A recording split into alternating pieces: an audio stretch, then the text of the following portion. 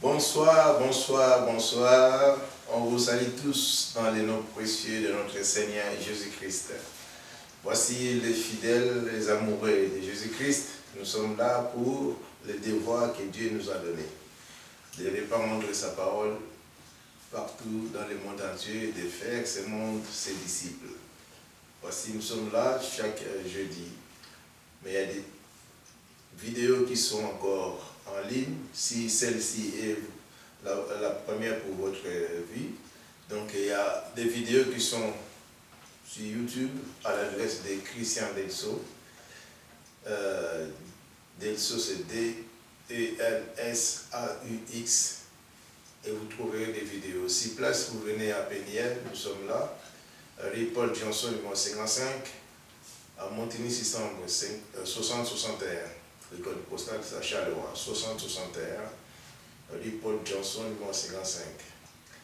Et pour cela, nous allons invoquer le nom de notre Dieu qui va nous assister du début jusqu'à la fin, qui soit alpha et oméga durant notre étude biblique.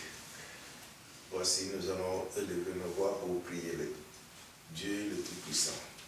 Éternel Dieu Tout-Puissant, nous t'invitons, nous te glorifions, merci, toi qui as confirmé que dans 2 ou 3 signes, toi tu es au milieu de nous sanctifions ton Saint-Nom, nous te bénissons Père très Saint, nous saluons ta présence au milieu de nous, synonyme d'amour, ta présence au milieu de nous, synonyme de paix, de la joie et des bonnes choses que tu as prévues pour les saints. Nous sommes très reconnaissants Père très Saint que tu es là, tu nous donnes encore les inspirations, la sagesse et l'intelligence pour répandre ta parole partout dans le monde entier. Donne-nous la force parce que ta parole le confirme. La joie de l'Éternel sera notre force. Nous voulons, Père, t'élever cette prière dans le nom précieux de notre Seigneur Jésus-Christ, notre Sauveur. Amen. Amen. Éternel notre Dieu, notre Père, nous te louons, nous te rendons grâce. Nous te remercions, Seigneur, parce qu'encore ce soir, tu nous permets d'être assemblés. Et tu es au milieu de nous, Seigneur, pour ces instants où nous allons méditer ta parole. Que celle-ci, Seigneur, ne retourne pas à toi sans avoir fait ta volonté, et que toute la gloire t'en revienne. Gloire au Père, gloire au Fils et gloire au Saint-Esprit. Amen. Amen. Sois loué, sois béni, sois glorifié, oh mon Dieu. Merci pour ce privilège que tu nous accordes encore aujourd'hui, de nous assembler en ton nom pour cette étude biblique. Merci pour ta présence et ton amour. Merci pour ta bonté infinie de chaque jour, ta miséricorde et ta compassion. Et merci Seigneur, car aujourd'hui tu vas donner à chacun la révélation de tes paroles. Ta parole qui est vraie, qui est vivante, qui est pure, par ton Saint-Esprit. Donne à chacun le discernement et bénis tes serviteurs présents. Oins-les, Seigneur, de ton Saint-Esprit et protège-les des méchants et des orgueilleux. Nous nous attendons à toi, Seigneur. Parle, Seigneur, nous t'écoutons. Et que toute la gloire t'en revienne. Gloire au Père, au Fils et au Saint-Esprit. Amen. Amen. Voici, nous sommes là. C'est le début de notre étude biblique pour ce soir. Et comme je vous ai annoncé, si vous avez des questions, posez-la toujours à travers les liens que je vous donne toujours. Je peux vous les rappeler parce qu'il y a une chanson qui dit « Redites-moi l'histoire de l'amour de Jésus-Christ ». Alors nous aussi, on peut toujours redire notre adresse pour que la parole de Dieu soit répandue dans le monde entier. Donc c'est Christian Delso. Christian c'est normal, Delso c'est D-E-L-S-A-U-X. Donc sur YouTube vous verrez toutes les vidéos, il y a déjà des centaines de vidéos que nous avons diffusées. Et si place venez, si Charleroi, à Péniel, nous sommes une église, la Fraternité évangélique des Pentecôtes, Péniel. Nous sommes assis sur la rue Paul Johnson, numéro 55, à Montigny 600. Le code postal c'est 6061. Venez, vous ne serez pas dessus, on vous reçoit, on est le précieux de notre Seigneur Jésus-Christ. Et aujourd'hui, qu'est-ce que nous allons voir? Nous allons voir la dignité. C'est pour cela que nous laissons la place à notre pasteur Christian Delso nous parler de la dignité, pasteur. Amen. Alors, quand on parle de dignité, il faut parler aussi, par exemple, de dignitaires. dignitaires, c'est des gens qui sont élevés en poste et qui sont très influents. Vous avez aussi le mérite, être digne de recevoir, donc en quelque sorte mériter. Puis nous avons le ministère, c'est aussi une dignité que le Seigneur donne. Puis il y a par exemple, comme Jésus disait, si nous sommes fidèles en peu de choses, Dieu nous établira sur de grandes choses, c'est-à-dire qu'il va nous élever en dignité sur des grandes choses. Alors comme il faut bien commencer par quelque chose, nous pouvons commencer par Philippiens chapitre 4, et nous lirons là à partir du verset 4 jusqu'au verset 8.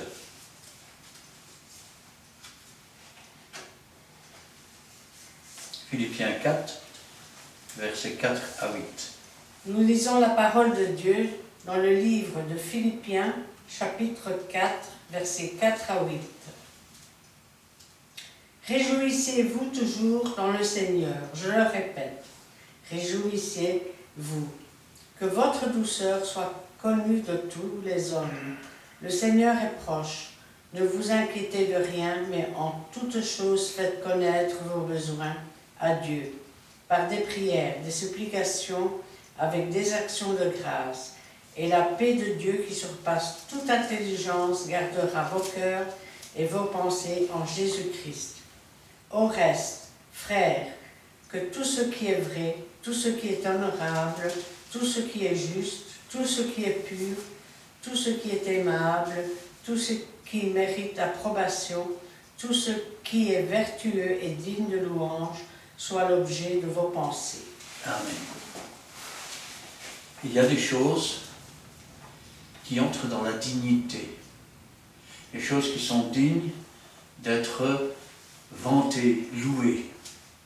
Comme il y a des choses, par exemple, qui méritent non pas l'approbation, mais la désapprobation. Alors, Dieu nous demande déjà de nous appuyer sur Jésus. Réjouissez-vous toujours dans le Seigneur. Je le répète, réjouissez-vous. Dieu nous demande d'avoir de la douceur. Tout disciple accompli est semblable à son maître. Jésus a dit, je suis doux et humble de cœur. Sois connu de tous. Dieu ne nous demande pas de nous cacher. Dieu nous demande de manifester ce qu'il met en nous. Qu'il soit connu de tous les hommes. Le Seigneur est proche, ne vous inquiétez de rien. Mais en toute chose, faites connaître vos besoins à Dieu par des prières, des supplications, des actions de grâce. Et la paix de Dieu, qui surpasse toute intelligence, gardera vos cœurs et vos pensées en Jésus-Christ. Je vais le dire autrement. Si nous obéissons à cette demande, nous serons alors dignes de recevoir la paix de Dieu qui surpasse toute intelligence et qui sera, elle, capable de garder nos cœurs et nos pensées en Jésus-Christ.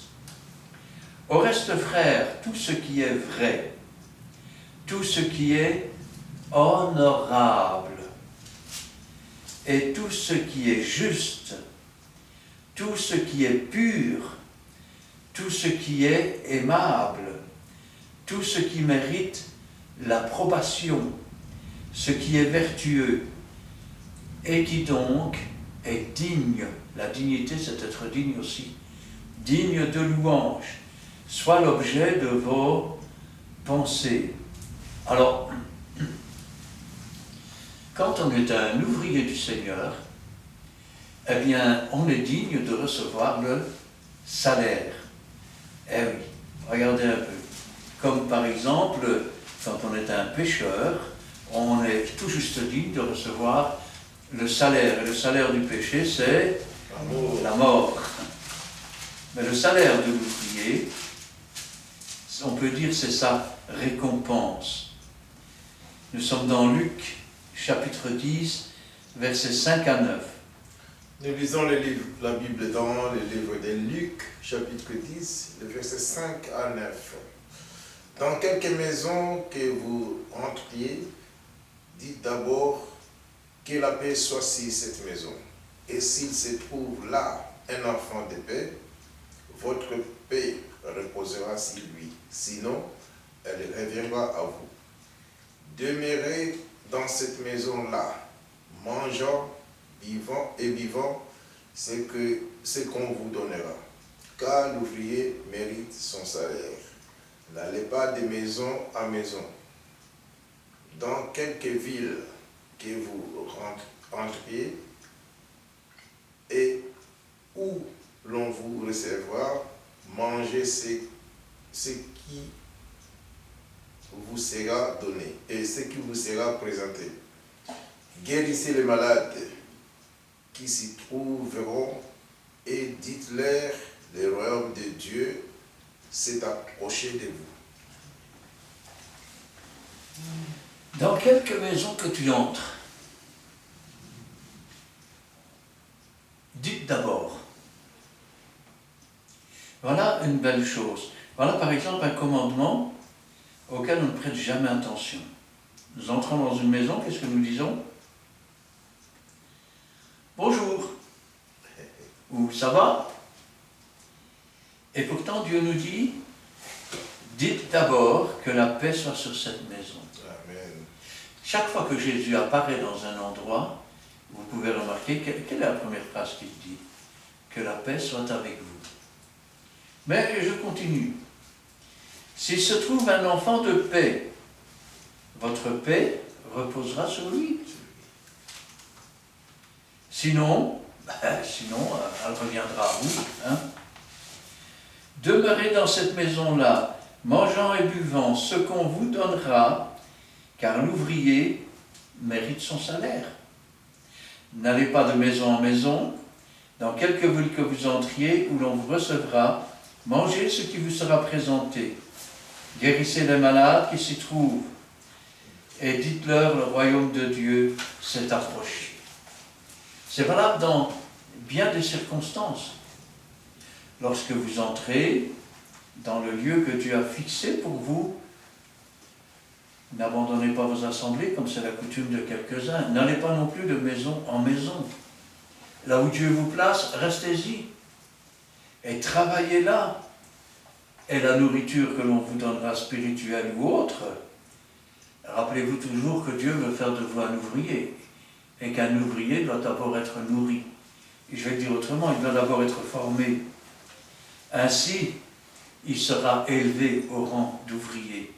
Si maintenant vous allez pour évangéliser, n'allez pas frapper à toutes les portes comme ça. Allez là où Dieu vous envoie. Là où Dieu vous envoie, il aura préparé une maison. Il aura préparé le cœur des gens pour vous recevoir. Et vous prêcherez l'évangile et vous serez nourris. Et vous direz, oui, mais je n'aime pas les églises où il n'y a pas beaucoup de chrétiens et où les pasteurs essayent de vivre de l'évangile. Il est marqué que celui qui ne travaille pas ne mange pas. Il est marqué aussi qu'on ne peut pas profiter des gens. Toutefois, je vois mal un pasteur, lorsqu'il y a 300, 400, 500 chrétiens, je le vois mal s'occuper à temps plein d'une église et encore aller travailler au dehors. Rappelez-vous toujours que Paul n'a pas usé de ce droit et qu'il fabriquait des tentes. Pourtant, il aurait pu user de ce droit, puisque, élevé au rang d'ouvrier, il méritait la dignité d'être nourri. Cependant, rappelons-nous toujours que si celui qui garde les troupeaux a le droit de boire le lait des brebis, il ne peut pas non plus assécher. Maintenant, quand on parle de dignité, on peut parler du vêtement. Nous sommes revêtus du salut, c'est une dignité. Rappelez-vous que ceux qui ne sont pas revêtus du salut sont morts par leurs offenses. Nous pouvons prendre maintenant dans Exode, chapitre 28. Nous lirons là les 2 premiers versets. Nous lisons la parole de Dieu dans le livre d'Exode, chapitre 28, versets 1 à 2. Fais approcher de toi Aaron, ton frère, et ses fils. Prends-les parmi les enfants d'Israël pour les consacrer à mon service dans le sacerdoce.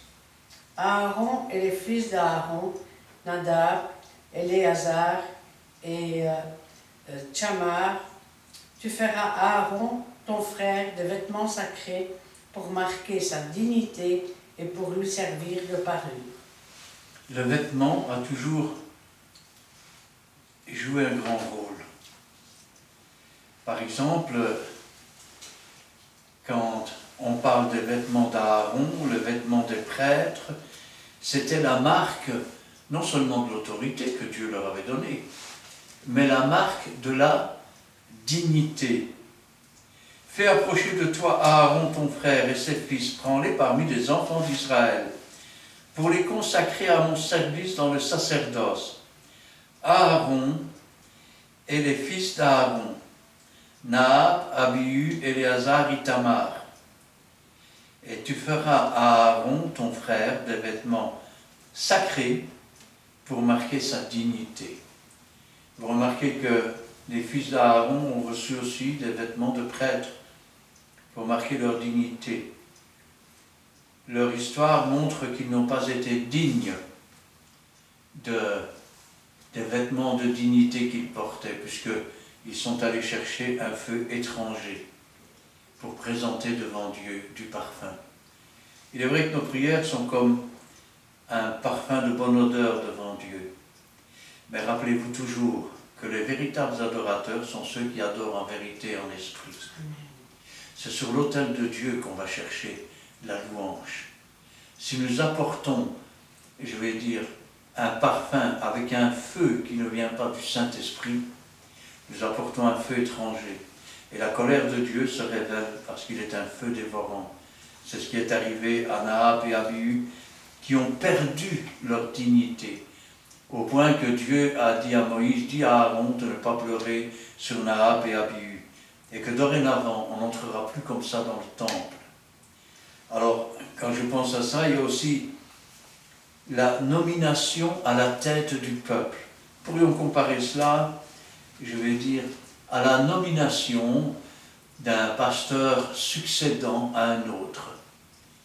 Et là, nous sommes dans le livre des Nombres, chapitre 27, versets 18 à 20.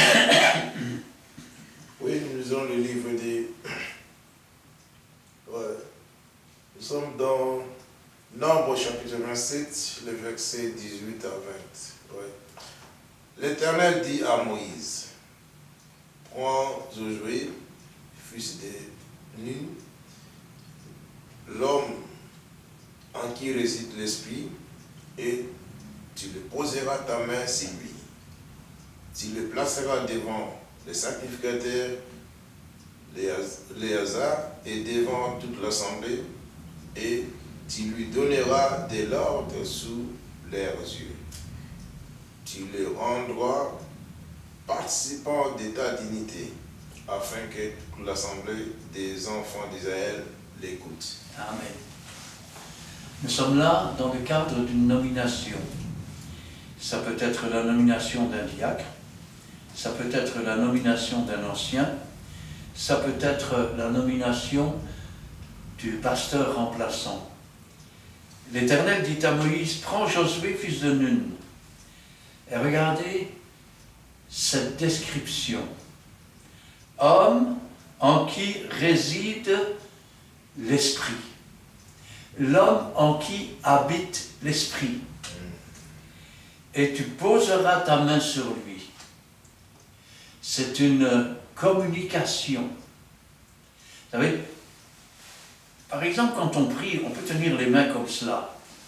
On est un entonnoir. Quand on pose les mains comme ça. Et là, on communique. Et ainsi, en posant ses mains sur lui, il communique.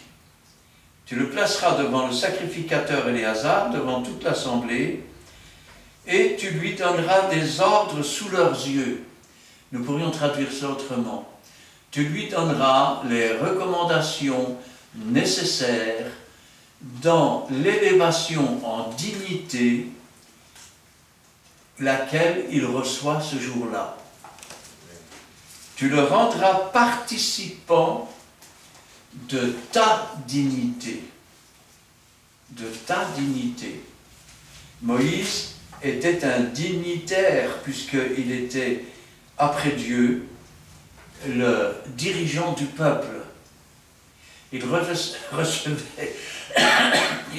ses ordres de Dieu et les communiquait. En posant ses mains sur Josué, il transmet sa dignité. Et ainsi, il s'élève au même rang que Moïse. Il va devenir par la suite le chef des enfants d'Israël et celui qui va les conduire dans l'entrée du pays. C'est d'ailleurs lui qui va combattre avec la puissance de Dieu, afin que toute l'assemblée d'Israël l'écoute. Il faut que ce soit une cérémonie, il faut que ce soit en présence de toute l'assemblée, afin que l'assemblée sache. Vous savez, c'est un peu comme le mariage. Pourquoi fait-on le mariage dans l'Église? Après tout, on a obéi aux lois des hommes, donc si maintenant on obéit à Dieu, Dieu va nous bénir. Ce n'est pas le pasteur qui va bénir le couple. C'est Dieu qui va bénir si le couple obéit. S'il n'obéit pas, ils ne vont pas être bénis. Alors pourquoi le fait-on devant tout le peuple? C'est afin que tout le monde sache que la femme est l'épouse de l'homme et l'homme est l'époux de la femme. Car si tout se fait en secret, imaginez que la femme vient s'asseoir dans l'église et qu'un autre homme cherche après. Ou l'inverse, que l'homme s'assoit dans l'église et qu'une autre femme cherche après. Quand le peuple est là et quand les dirigeants sont là, l'autorité est alors assise. Et ainsi, plus personne ne peut contredire la dignité à laquelle Josué a été élevé. Nous pourrions comparer cela à la nomination dans l'Église. Maintenant, il arrive que, vous savez, si on peut être élevé en dignité, cette dignité peut être enlevée. Je veux dire quoi? Je veux dire par là que quand vous avez des diacres, quand vous avez des anciens, et même parfois des pasteurs, et pourquoi pas des apôtres, comme Judas, et que ces gens agissent mal, eh bien, on peut, je vais dire quelque part, ne plus les accepter comme des gens dignes d'être reçus, mais au contraire comme des gens dont il faut se méfier et dont il faut retirer la dignité devant et vis-à-vis du peuple. Nous avons un cas dans la Bible, et c'est dans 1 Roi chapitre 15, versets 9 à 13. Nous lisons la parole de Dieu dans le livre 1 Roi chapitre 15, versets 9 à 13.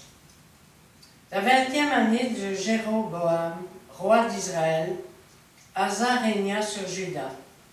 Il régna 41 ans à Jérusalem. Sa mère s'appelait Maca, fille d'Abisalom. Asa fit ce qui est droit aux yeux de l'Éternel, comme David son père. Il ôta du pays les prostituées, et il fit disparaître toutes les idoles que son père avait faites.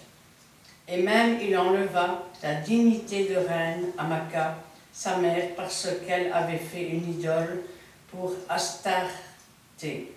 Asa abattit son idole et la brûla au torrent de Zédron. Amen. Nous voyons comment il a été roi assez jeune. Et puis à 20 ans, il prend sa place. Et la première chose qu'il fait, c'est faire disparaître les idoles. Seulement, voilà, il y a une épine dans le royaume. C'est sa mère Maaka. Sa mère Maaka, eh bien, elle a élevé une idole à Astarté. Et lui, en tant que roi, qu'est-ce qu'il a fait? Il a enlevé la dignité à sa mère. De même, quand vous avez des anciens qui, je vais dire, commencent à tordre le sens des Écritures, ou même des pasteurs, il est écrit, ne vous asseyez pas au banc des moqueurs. N'ayez rien à faire avec ces hommes. Leur dignité, à vos yeux et aux yeux de Dieu aussi, est alors enlevée. C'est-à-dire qu'on ne peut plus les reconnaître ni comme des frères, ni comme des pasteurs, ni comme des anciens. C'est un peu comme une excommunication. De même que la mère de ce roi avait perdu tout titre, toute puissance, toute autorité dans le royaume. De même, ces gens ont perdu toute dignité. Il faut savoir que dans les églises, il y a des gens qui, je vais dire, s'élèvent eux-mêmes en dignité, mais ce sont des imposteurs. Nous avons ici un cas dans le livre de Daniel, où il nous parle des temps qui sont à venir. Et nous sommes dans le chapitre 11, versets 21 et 22. Voilà, nous lisons la parole de Dieu dans le livre de Daniel, chapitre 11, les versets 21 à 22. Un homme méprisé prendra sa place, sans être revêtu de la dignité royale. Il paraîtra au milieu de la paix et s'emparera du royaume par l'intrigue. Les troupes qui se répandront comme un torrent sera submergé devant lui et anéanti, de même qu'un chef de l'alliance. Amen. Quand on parle d'un homme méprisé, sans être revêtu de dignité, cela me fait penser à ce qui se passe aussi lors des noces de l'agneau. Rappelez-vous ce que le Seigneur nous raconte. Il y avait là un homme qui n'avait pas revêtu son habit de noces. Le maître est entré et lui a dit « Comment tu es entré ici, toi? Où est ton habit de noces ?» Et la Bible nous dit « Il eut la bouche fermée ». Et cet homme, en fait, c'est le diable. Celui qui n'est pas revêtu de la royauté et qui pourtant, il essaye de prendre la place. C'est le singe de Jésus, c'est l'antéchrist. Et quand on le voit dans dans les noces de l'agneau, cette parabole, là il s'agit carrément du diable. Les serviteurs le prennent et le jettent dehors. C'est ce qui est marqué dans la Bible lorsqu'il est dit le diable a été précipité, le diable, le serpent ancien, le dragon des derniers temps. Il sait qu'il en a pour peu de temps et il va se déchaîner. Dans l'univers, il y a un chef. Ce chef, c'est le véritable chef, c'est le chef de toute dignité. C'est lui qui élève les rois, c'est lui qui les abaisse. C'est lui qui sauve, c'est lui qui guérit, c'est lui qui délivre. Amen. Nous sommes dans Éphésiens chapitre 1, versets 16 à 23. Nous lisons la parole de Dieu dans le livre des Éphésiens, chapitre 1, 16 à 23. Je ne cesse de rendre grâce pour vous, faisant mention de vous dans mes prières, afin que le Dieu de notre Seigneur Jésus-Christ, le Père de gloire, vous donne un esprit de sagesse et de révélation dans sa connaissance et qu'il illumine les yeux de votre cœur pour que vous sachiez quelle est l'espérance qui s'attache à son appel, quelle est la richesse de la gloire de son héritage qu'il réserve aux saints, et quelle est envers nous qui croyons l'infinie grandeur de sa puissance se manifestant avec efficacité par la vertu de sa force. Il l'a déployé en Christ, en le ressuscitant des morts et en le faisant asseoir à sa droite dans les lieux célestes, au-dessus de toute domination, de toute autorité, de toute puissance, de toute dignité et de tout nom qui ne se peut nommer, non seulement dans le siècle présent, mais encore dans le siècle à venir. Il a tout mis sous ses pieds, et il l'a donné pour chef suprême à l'Église, qui est son corps, la plénitude de celui qui remplit tout en tous. Amen. Nous parlons ici du chef de toute dignité, du chef de l'Église, de celui que Dieu a ressuscité, de celui à qui Dieu a mis toutes choses sous ses pieds à l'exception de lui-même. Amen. Celui dont le nom, je vais dire, est plus glorieux ou plus digne que tous les noms qu'il y a pu y avoir sur la terre. Quand je pense à cela, parfois il y a des gens qui pensent que Jésus est un simple prophète, alors qu'il est élevé en dignité au-dessus de toute chose. Rappelez-vous ce qu'il dira un jour en parlant de Jean-Baptiste. Il dira, « Il n'est personne qui étant né de femme n'est plus grand que Jean-Baptiste. » Or Jésus est plus grand que Jean-Baptiste. Il n'est pas né d'une femme, il était déjà. C'est ce que Jean-Baptiste dira lorsqu'il dira « Il était avant moi ». Il dira aussi « Je ne suis pas digne de délier la courroie de ses chaussures ». C'est lui qui sauve, c'est lui qui guérit, c'est lui qui délivre, c'est lui qui apparaîtra sur les nuées, c'est lui qui nous prendra avec lui, et c'est lui qui sera le soleil au milieu de la cité céleste. Il n'y a personne comme lui sur la terre. Il n'y a personne comme lui dans le ciel. Dieu l'a élevé au-dessus de tout. Vous savez, quand on regarde dans la Bible, il est écrit que personne ne se fasse appeler Père sur la terre. Car vous n'avez qu'un seul Père, votre Père qui est dans les cieux. Quand vous lisez la Bible, vous voyez que Joseph était père de Pharaon. Pourquoi dit-on qu'il était père de Pharaon? Parce que être père de quelqu'un, eh bien, c'est quand ce quelqu'un vous confie toute chose sans vous demander de compte. La seule personne qui peut demander des comptes, c'est celui qui vous l'a confié. De même, Dieu a confié toutes choses entre les mains de Jésus sans lui demander compte. Et la seule personne qui peut demander compte à Jésus, c'est Dieu le Père. Ça veut dire que Jésus est devenu Père de Dieu dans le sens biblique. Et quand je pense à cela, je me dis, Seigneur, si c'est lui qui élève les rois, il n'est pas un roi qui ne soit en poste sans que Dieu l'ait permis. Amen. Et il n'y a pas un roi qui soit déchu sans que Dieu ne l'ait permis. Donc, nous qui sommes sur la terre, nous devons prier pour ceux que Dieu a élevés en dignité. Nous sommes dans 1 Timothée, chapitre 2, versets 1 à 4.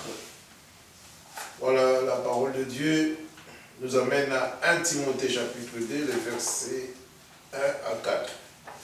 J'exhorte donc devant toute chose à faire des prières, des supplications, des requêtes, des actions de grâce pour tous les hommes, pour les rois, pour tous ceux qui sont élevés en dignité, afin que nous menions une vie paisible et tranquille en toute piété et honnêteté. Cela est bon et agréable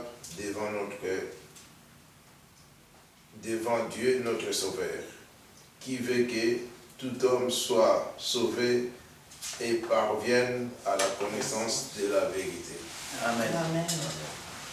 J'exhorte, j'encourage, je vous demande de faire quoi?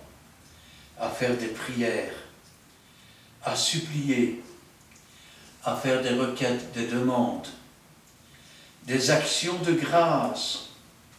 Une action de grâce, c'est des remerciements à Dieu pour tous les hommes, pour les rois et pour tous ceux qui sont élevés en dignité. Pourquoi? Pour que Dieu leur donne la sagesse, l'intelligence, la connaissance. Amen. Parce que s'ils sont stupides, et si personne ne prie pour eux, alors ils vont devenir vindicatifs, ils vont devenir des dictateurs, et nous ne mènerons plus une vie tranquille et paisible et honnête. Afin que nous menions une vie paisible, tranquille, en toute piété et honnêteté. Dans certains pays, on n'a jamais prié pour Jésus. Résultat, Jésus est interdit. Les chrétiens sont persécutés. Cela est bon et agréable devant Dieu notre Sauveur. Qu'est-ce qu'il veut, Dieu notre Sauveur? Que tous les hommes soient sauvés? Comment peuvent-ils être sauvés? En parvenant à la connaissance de la vérité. Pilate dira, qu'est-ce que la vérité? Jésus a dit, je suis la vérité, je suis le chemin et je suis la vie. Amen. Il a dit aussi, mon peuple se meurt, manque de connaissance. Pourquoi? Parce que tu as rejeté la connaissance. Alors Dieu rejette du sacerdoce. La connaissance, c'est aussi savoir que nous devons prier pour ceux qui nous gouvernent. Amen. Alors, il y a parfois des gens qui s'attribuent la dignité. Sauf que Dieu ne les a pas appelés.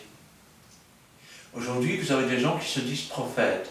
Alors regardez bien dans la Bible, Jérémie n'a jamais dit « je suis prophète ». Moïse n'a jamais dit « je suis prophète ». Dieu a dit « je susciterai un prophète comme toi ». Le peuple a dit « Moïse est un prophète ». Mais jamais un prophète n'a dit « je suis prophète ». Le peuple constatait qu'un tel était prophète parce que Dieu lui disait les choses et qu'il le disait au peuple et que ces choses arrivaient. Mais aujourd'hui, vous avez des gens qui, quelque part, s'octroient la dignité ou des ministères ou s'attribuent des postes ou des références que Dieu ne leur a jamais données. Et là, nous sommes dans le livre des Hébreux, chapitre 5. Nous lirons là les 6 premiers versets. Nous lisons la parole de Dieu dans le livre des Hébreux, chapitre 5, versets 1 à 6. En effet, tout souverain sacrificateur, pris du milieu des hommes, est établi pour les hommes dans le service de Dieu, afin de présenter des offrandes et des sacrifices pour les péchés. Il peut être indulgent pour les ignorants et les égarés, puisque la faiblesse est aussi son partage. Et c'est à cause de cette faiblesse qu'il doit offrir des sacrifices pour ses propres péchés comme pour ceux du peuple. Nul ne s'attribue cette dignité s'il n'est appelé de Dieu, comme le fut Aaron. Et Christ ne s'est pas non plus attribué la gloire de devenir souverain sacrificateur, mais il la tient de celui qui lui a dit « Tu es mon fils, je t'ai engendré aujourd'hui ». Comme il dit encore ailleurs, tu es sacrificateur pour toujours, selon l'ordre de Melchisédek. Amen.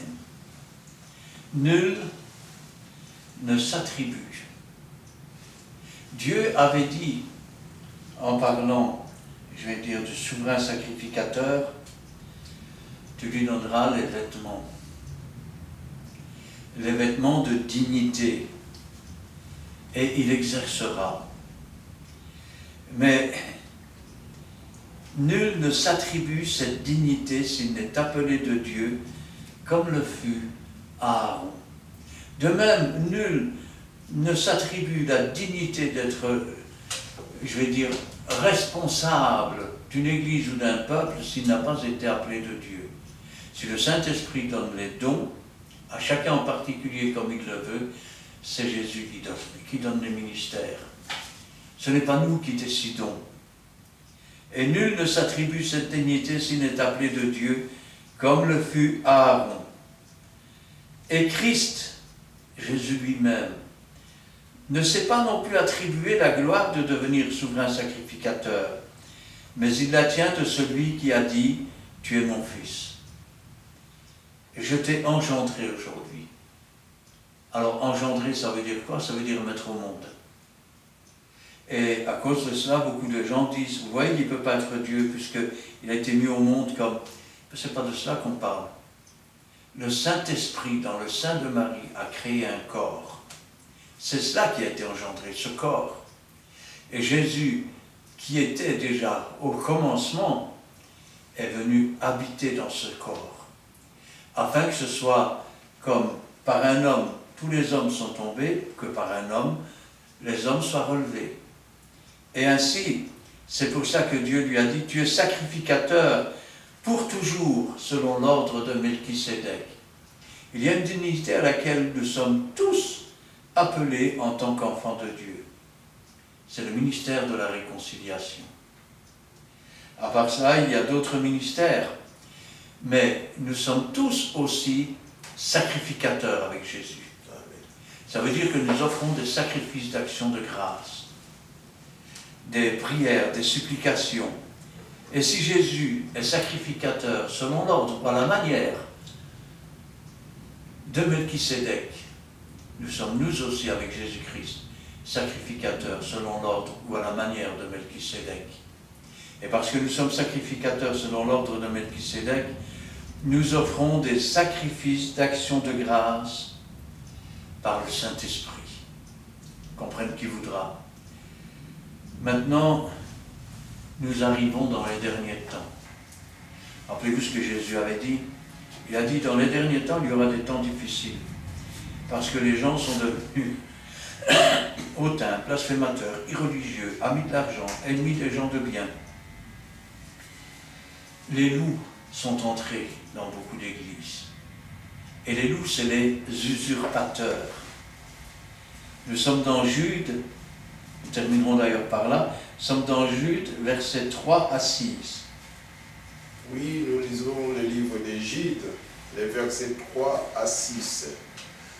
Bien-aimés, comme je désirais vivement vous écrire au sujet de notre salut commun, je me suis senti obligé de le faire afin de vous exhorter à combattre pour la foi qui a été transmise aux saints une fois pour toutes. Car il s'est glissé parmi vous certains hommes dont la condamnation est écrite depuis longtemps. Les impies qui changent la grâce de notre Dieu en dissolution et qui renient notre seul Maître et Seigneur Jésus-Christ. Je vais vous rappeler, à vous qui savez fort bien toutes ces choses, que le Seigneur, après avoir sauvé le peuple et l'avoir tiré du pays d'Égypte, fit ensuite périr les incrédules, qu'il a réservé pour le jugement du grand jour, enchaînés éternellement par les ténèbres, les anges qui n'ont pas gardé leur dignité, mais qui ont abandonné leur propre demeure. Amen. Bien-aimés, je désirais vivement vous écrire au sujet de notre salut commun. Je me suis senti obligé de le faire afin de vous exhorter, de vous encourager à combattre pour la foi qui a été transmise aux saints une fois pour toutes. Pourquoi? Parce qu'il s'est glissé parmi vous certains hommes dont la condamnation est écrite depuis longtemps.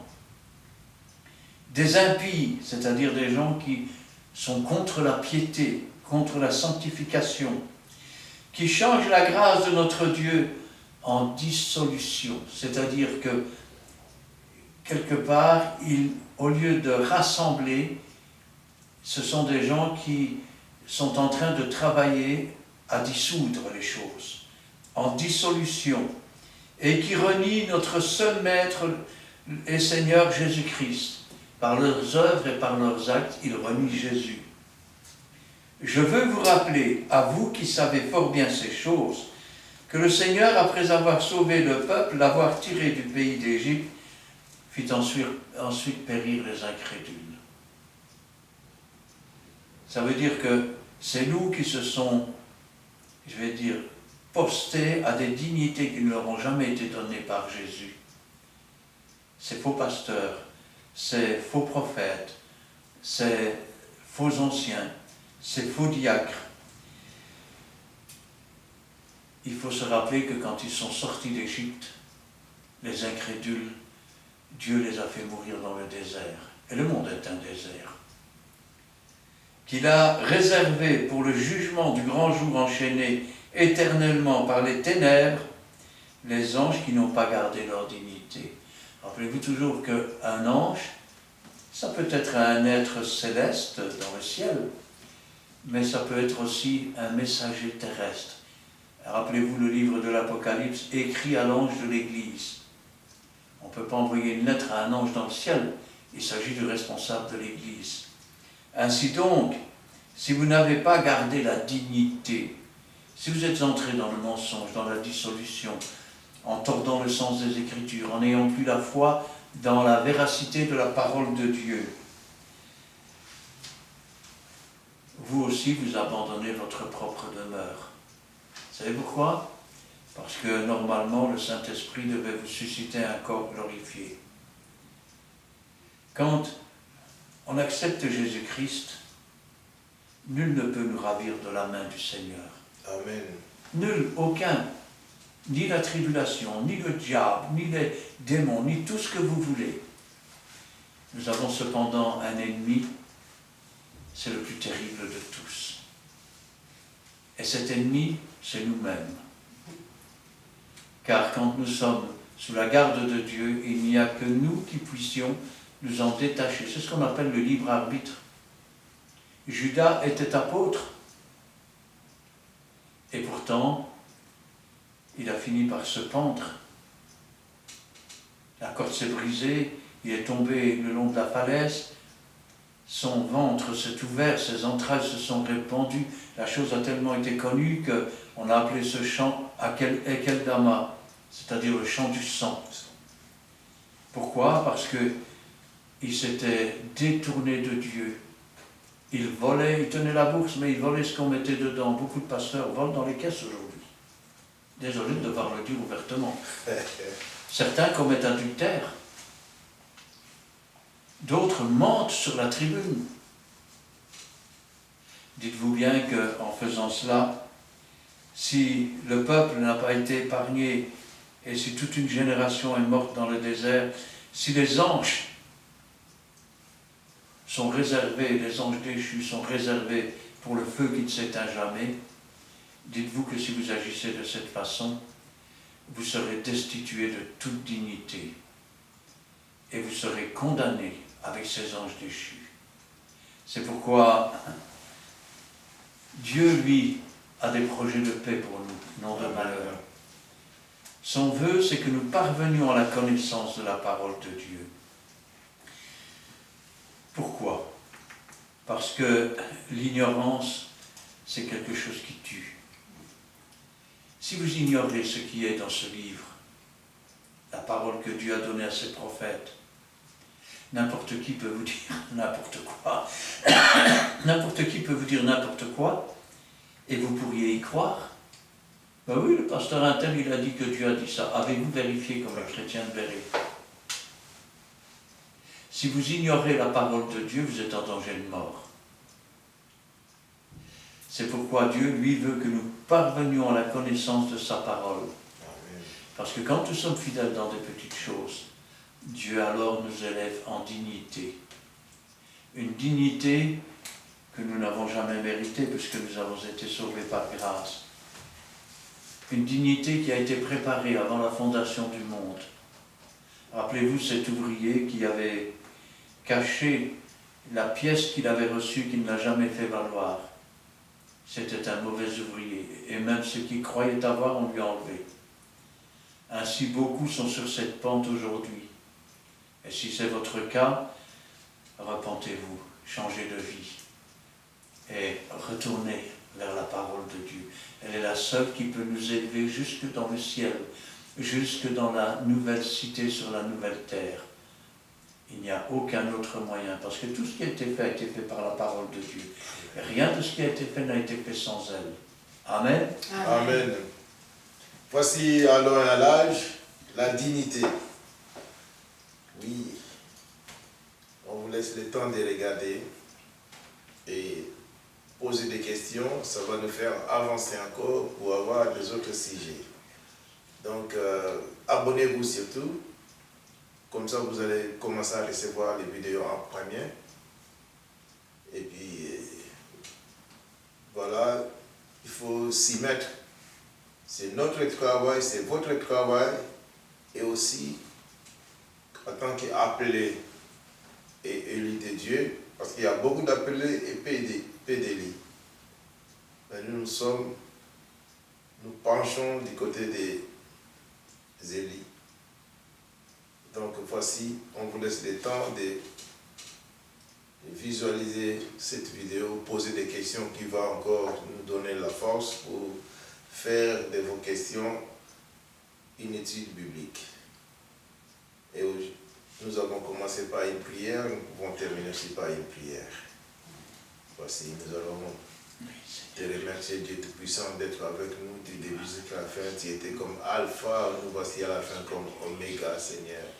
Nous te sanctifions, nous te bénissons par ta puissance, Père, que ta main sainte, Père Saint-Seigneur, nous protège, Père Saint-Seigneur, car il n'y a personne qui peut nous ravir dans le creux de ta main. Nous te bénissons, Père Saint-Seigneur. Bénis toute personne aussi, Père Saint-Seigneur, qui va mettre, Père Saint-Seigneur, la main à la pâte pour aussi participer à ces devoirs que tu nous as donné de répandre partout dans le monde entier ta parole de Dieu. Nous te bénissons, nous te glorifions encore, Père Saint-Seigneur. Bénis notre chemin de retour et nous voulons te lever cette prière à nous, précieux de notre Seigneur Jésus-Christ. Amen. Éternel, notre Dieu, notre Père, nous te louons, nous te rendons grâce. Béni sois-tu. Gloire à toi. Toi, Seigneur, tu es digne de louange. Parce que toi, Seigneur, tu as reçu ton ministère de Dieu. Amen. Toi, Seigneur, tu as fait tout ce que Dieu demandait. Et aujourd'hui, c'est notre tour. Tout disciple accompli est semblable à son maître. Donne, Seigneur, des cœurs soumis, des cœurs obéissants, des cœurs qui ont faim et soif de ta parole, de la connaissance de ta parole, celle qui sauve, celle qui délivre, celle qui guérit. Parce que la révélation de tes paroles est une lampe à nos pieds, une lumière sur notre sentier. Et cette révélation, elle est claire. Elle rend tout sens à la vie présente, à la vie future. Elle donne la puissance du Saint-Esprit.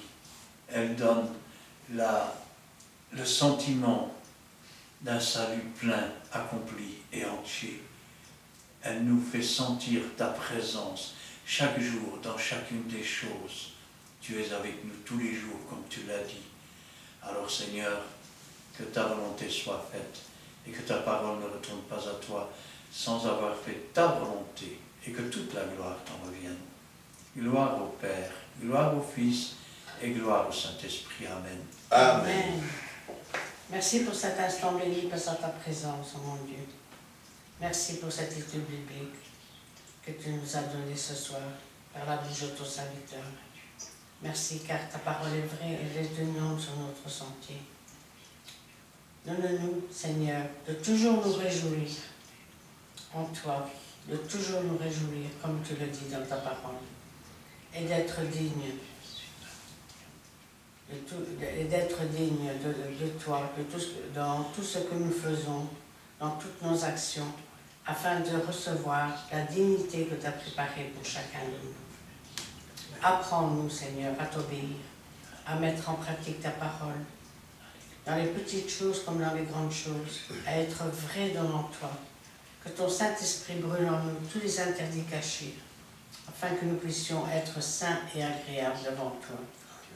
Merci, Seigneur, car tu nous montres encore aujourd'hui le chemin à suivre. Tiens toujours notre main faible dans ta main puissante et guide toujours nos pas dans tes empreintes. Vous qui êtes fidèles à chaque étude biblique, vous qui regardez et écoutez la parole de Dieu, si cette vidéo a touché votre cœur, manifestez-vous. N'hésitez pas, n'ayez pas peur. Likez. Et si vous avez un commentaire, une remarque, une demande, n'hésitez pas, inscrivez-les. Et les serviteurs ici présents se feront un plaisir de vous répondre selon la parole de Dieu qui est vraie. Persévérez dans le chemin que Dieu a tracé pour vous. N'oubliez pas d'être fidèle en toutes choses. Et le Seigneur du haut du ciel, qui voit tout et qui sait tout, vous bénira. Soyez tous bénis dans le nom puissant de Jésus-Christ. Amen. Amen. Voici, nous sommes arrivés quasiment à la fin, mais je vous promets qu'il y a une seule adresse que vous pouvez trouver toutes les vidéos que nous avons déjà faites. C'est Christian Delso, c'est YouTube. Ouvre le YouTube et frappe, écrit Christian Delso. Vous allez voir, toutes les vidéos vont défiler. Delso, c'est D-E-L-S-A-U-X. Et si vous voulez aussi des renseignements concernant le ministère, venez à Péniel, la Fraternité évangélique des Pentecôtes Péniel. Nous sommes assis ici, rue Paul Johnson, numéro 55, à côté du patinoire des Charleroi. Donc nous sommes à Montigny-Sissambre. Le code postal c'est 6061, c'est à Charleroi. Et voici, on vous laisse le temps, likez, abonnez-vous, comme ça au moins vous allez vous faire le plaisir et partager et aussi nous enseignons cette parole aux gens capables de les enseigner aux autres. Amen. Amen. Comme ça, la gloire de Dieu sera manifeste au milieu des saints. Quant à nous aujourd'hui, on vous dit bye bye.